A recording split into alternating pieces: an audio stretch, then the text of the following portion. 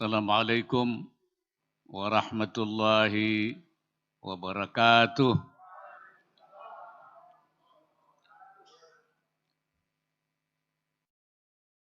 Bismillah walhamdulillah wassalatu wassalamu ala rasulillah wa ala alihi wa sahbihi wa mawala. Subhanaka la ilma lana illa ma 'allamtana innaka antal alimul hakim.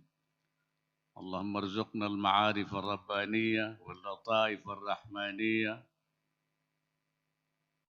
wal waridatil ilahiyah wal mawahib al-ikhtisasiyah wal ulum al-laduniyah wa ballighna rutbatal ihsani wa wahdatal syuhud walhamdulillahi rabbil alamin. Ulama'ana al-kiram wa masyayikhana al-afadil, bil khusus Ketua Umum Partai Kebangkitan Bangsa yang juga Wakil Ketua DPR RI, Menteri Tenaga Kerja, Menteri Desa dan Pembangunan Daerah Tertinggal, Transmigrasi, Wakil Ketua MPR RI, dan Al-Mukarramin, Kiai Haji Kafabi, Kiai Al-Habib Hasan, dan para ulama yang lain. Pertama, saya bersyukur hari ini bisa bertemu dengan para ulama, para asatidz di dalam pertemuan ulama, ijtima' ulama Nusantara lihimayati Indonesia. Saya kira memang tugas ulama itu, atau mas'uliyatul ulama itu, tanggung jawab ulama itu, himayatul ummah wa himayatul watan. Menjaga umat dan menjaga negara. Itu saya kira tugas kita itu. Dan itu sudah dilaksanakan dari dulu oleh para ulama. Kita menjaga umat dan menjaga negara. Apalagi kalau negara lagi genting, biasanya ketika orang lain belum tampil, biasanya ulama yang paling tampil untuk menyelesaikan persoalannya. Seperti ketika Amerika datang ke Indonesia, ketika itu Indonesia baru merdeka, sementara belum terkonsolidasi, polisi itu belum terkonsolidasi, penjajah datang lagi, ketika saat itulah maka Hadratus Syekh Hasyim Asy'ari tampil membuat fatwa wajib fardhu ain untuk mengusir Belanda, dan itu yang menggerakkan kemudian perlawanan sehingga penjajah diusir kembali. Itu bagian daripada himayatul watan yang dilakukan oleh para ulama kita itu. Apalagi PKB ini memang seingat saya partai yang didirikan, kalau bahasa saya, partai yang menjadi matiyatan li harakatis siyasiyah al-qiyaiyah. Wadah untuk menjadi tempat gerakan politik kiai. Itu ingat saya tidak tahu yang lain. Kalau saya yang ingat saya begitu. Ya. Kenapa ada gerakan politik kiai? Karena waktu itu politik kiai merasa tidak tertampung dalam semua partai yang ada. Belum ada partai yang membawa. Nah, ini dibedakan antara politik kiai dan kiai politik. Nah, itu beda. Kalau kiai politik nggak perlu wadah sendiri. Dia di mana saja, bisa kemana saja. Kemana arus politik, dia ikut. Itu namanya kiai politik. Nah, kalau politik kiai itu politik yang harus mengikuti aspirasi kiai. Maka aspirasi kiai itu harus diwadahi ketika itu ya. Saya tidak tahu dinamika politik, saya kan tidak tahu lagi. Waktu itu, karena saya ikut melahirkan waktu itu. Makanya saya bilang PKB itu awalnya ya, matiyatan liharakati as-siyasiyah al-kiyaiyah. Nah, wadah gerakan politik kiai. Itu. Makanya aspirasinya aspirasi kiai. Dan terinspirasi oleh ucapan Hadratus Syekh Hasyim Asy'ari yang mengatakan laqad dha'ufat ar-ruhud diniyatu fil alami siyasi al-Indonesi bal kadat tamutu fi hadhil ayyamil akhirah. Telah melemah ar-ruhud diniyah, jiwa keagamaan, fil alami siyasi al-Indonesi, di dalam dunia perpolitikan Indonesia. Ini jiwa agamanya sudah lemah. Bal kadat tamutu fi hadhil ayyamil akhirah, bahkan hampir mati pada akhir-akhir ini. Nah, jadi jiwa keagamanya tidak boleh mati. Karena itu perlu ada gerakan politik kiai yang memberi aspirasi di mana nilai-nilai ar-ruhud diniyah seperti yang dimaksudkan oleh Hadratus Syekh Hasyim Asy'ari menjiwai gerakan-gerakan politiknya itu. Ini saya kira ini waktu umum ini mesti dihidupkan sekali. Dan itu juga tercermin pertama dari kelembagaannya. Maka beda. Jadi PKB itu ada Dewan Syuro-nya, ada Dewan Tanfidnya. Jadi ada wadahnya kiai-kiai untuk mengarahkannya itu ada tempatnya. Sehingga dia memberikan warna-warna inspirasi itu. Dan kedua dari semacam manifesto politiknya, landasan berpikir partainya. Maka namanya juga beda dengan yang lain-lain. Namanya mabda siasi. Ya, artinya landasan politiknya itu namanya saja mabda siasi. Dan isinya itu syarat dengan pikiran-pikiran kiai itu. Jangan-jangan anggota PKB tidak paham itu mabda siasi itu. Nah ini saya coba, oleh karena itu walaupun PKB ketika itu didirikan 98, 99 langsung pemilu, langsung PKB dapat 13% dan menduduki nomor 3 di dalam perolehan partai di Indonesia. Betul Pak Ketua Umum ya? Betul itu. Nomor 3 langsung krek, 13% krek. Mestinya sesudah itu naik lagi.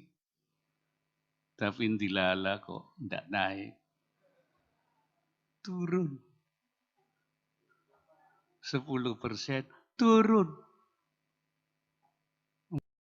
4,5%. Untung kemudian bangkit lagi. Ya betul waktu umum. Iya.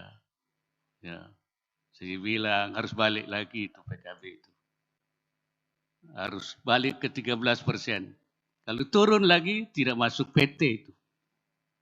Nggak masuk parliamentary threshold. Bahaya itu. Maka itu harus naik lagi. Maka itu harus digeber lagi. Ar-ruju, war-ruju, sumar-ruju.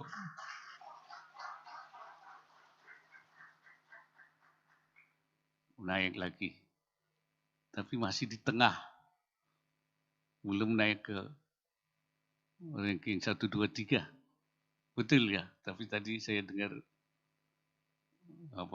laporannya Pak Ketua Umum, nampaknya mau naik lagi. Dan memang harus kembali ke nomor 3 lagi. Seperti ketika 1999.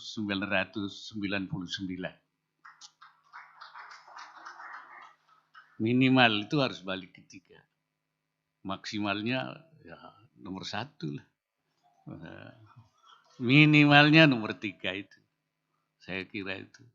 Kalau minimal saja tidak tercapai itu saya kira. Ya. Lebih dari itu tentu kita berharap peran PKB sebagai salah satu kekuatan politik nasional. Sebab negara demokrasi itu adalah negara yang memang peran partai-partai politik itu dominan. Yang membuat undang-undang itu adalah orang-orang partai politik. Karena itu aspirasi kiai yang intinya itu adalah himayatul ummah wa himayatul watan, menjaga umat dan menjaga bangsa, ini harus terus menjadi inspirasi PKB. Bagaimana umat terjaga, bagaimana negara terjaga dalam situasi apapun. Memang situasi sekarang ini tidak dalam baik-baik saja. Walaupun Indonesia masih tetap baik. Sekarang kita pertumbuhan ekonomi kita baik. Inflasi terjaga dibanding dengan negara-negara lain. Dan kita memang oleh Allah diberi kekayaan alam yang luar biasa. Jadi waktu Allah menentukan itu, Allah lagi senang. Ya, Indonesia dibaginya itu. Ya, dibaginya yang wa ja'ala fil ardi rawasiya min fawqiha. Allah jadikan bumi di atasnya ada gunung-gunung. Wa baraka fiha, dan Allah memberkati di dalam bumi ini. Wa qaddara fiha aqwataha, dan Allah menentukan makanan-makanan pokoknya di masing-masing negara itu. Sudah diberikan ketika itu. Kata Imam At-Tabari, wa qaddara fi kulli baldatin ma lam yaj'alhu fi baldatin fil akhar. Jadi Allah menentukan dalam satu negara sesuatu yang tidak ada di negara lain. Nah, ini dikasih kita banyak. Ya, komoditi pertanian kita banyak sekali. Kemudian perkebunan kita banyak sekali. Kelautan kita, bahkan juga pertambangan kita. Kita punya nikel, sekarang menjadi masalah komoditi yang luar biasa. Punya bauksit, punya emas, punya segala-segala. Jadi saya bilang ayat wa qaddara fiha itu Indonesia banget itu namanya itu. Jadi waktu menentukan itu Indonesia dikasih ini. Oleh karena itu kita harus jaga ini. Ya. Dan kita apabila kita bisa memanage, mengelola negara ini dengan baik, kita tidak akan mengalami krisis yang sekarang melanda dunia ini. Memang dunia ini sedang dilanda krisis, perang, geopolitik, krisis energi, akibatnya sendiri lingkungan ini terjadi. Beberapa negara sekarang sudah masuk menjadi pasiennya IMF, beberapa negara antri mau masuk lagi jadi pasien lagi. Tapi Indonesia kita yakin tidak jadi pasiennya IMF. Dan ini saya kira PKB harus juga mengawal ini. Ya. Dan kembali, sebenarnya apa sih yang membuat krisis itu? Nah, kalau menurut Al-Quran itu bukan ilmu pengetahuan dan teknologi, bukan. Ilmu pengetahuan dan teknologi itu akan membawa manfaat, akan membawa kebaikan. Bahkan menurut saya itu ilmu pengetahuan dan teknologi itu adalah miftahul imarah, artinya kunci kemakmuran. Kunci kemakmuran itu adalah ilmu pengetahuan dan teknologi.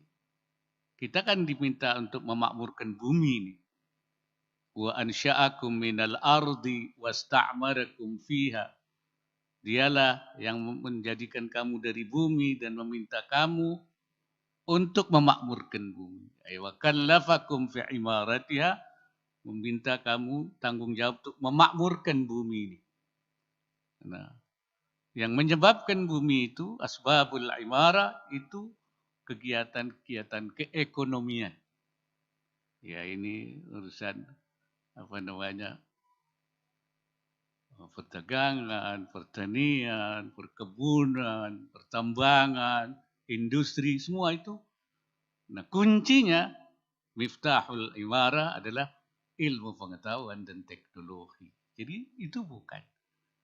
Nah kalau sumber apa? Sumbernya kekacauan ini. Nah kalau menurut Al-Quran itu lawit taba'al haqqu ahwa'ahum lafasadatil ardu. Kalau yang kebenaran itu mengikuti ahwa'ahu, hawa nafsu mereka, lafasadatil ard, rusaklah bumi ini. Jadi yang merusak bumi